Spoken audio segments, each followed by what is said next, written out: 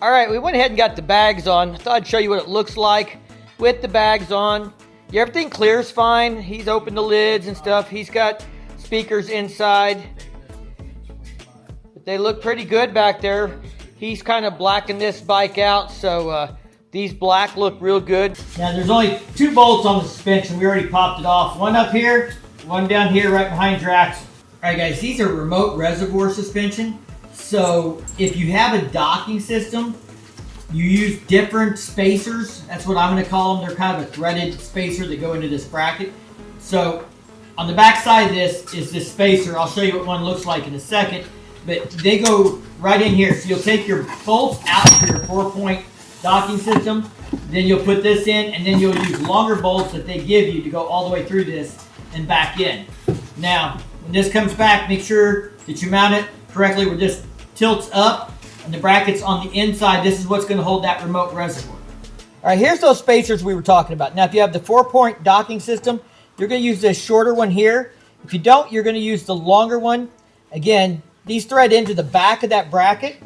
As you can see here, we're putting some Loctite on there before we thread those in, just because we like to make sure that stuff on our Harley doesn't vibrate loose.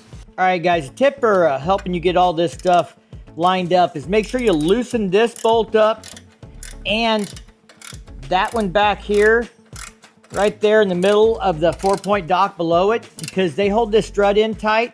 We need to actually loosen those a little bit so that we could get these lined up correctly and get them started. Once we got them kind of ran in, tighten these all back up.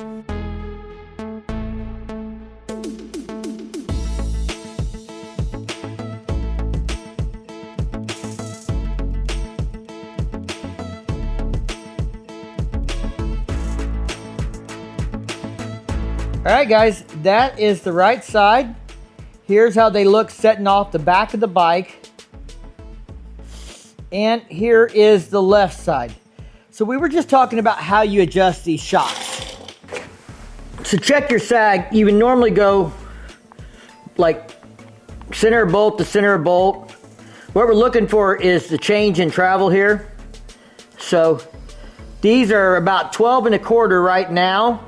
When he sets on it, we should go down to about 11 1/2 for a normal 3/4 inch of sag, which would be for a shock that has 2.14 inches of travel.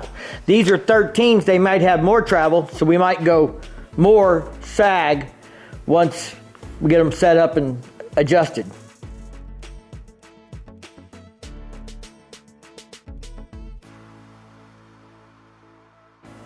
$11 3/4, so that's only about a 1/2 inch of sag.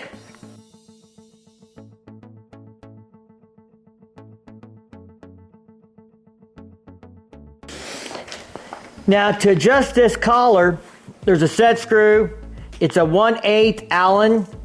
You'll want to make sure you have that loosened up really good, which I've already done. Once you adjust this collar down using the tool they provide, you'll then tighten this set screw back up.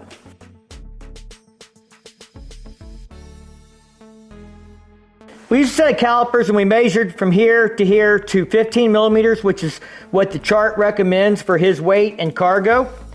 And I'm just eyeballing this, but looks like we're between 12 3/4 and 13 inches. So we're just under 13 inches on the shock itself without any weight on it. Go ahead and sit down.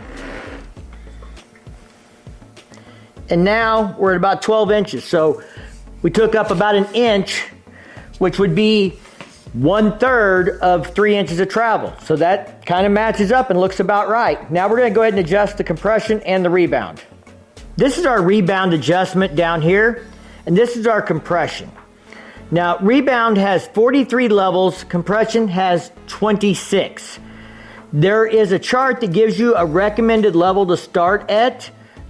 So that's what we're going to do, and we're going to go ahead and adjust this per those instructions to 0 and then count the clicks off of that. So we're going to get that set up and then we're going to take it for a test ride. 1, 2, 3, 4, 5, 6, 7, 8, 9, 10, 11, 12, 13.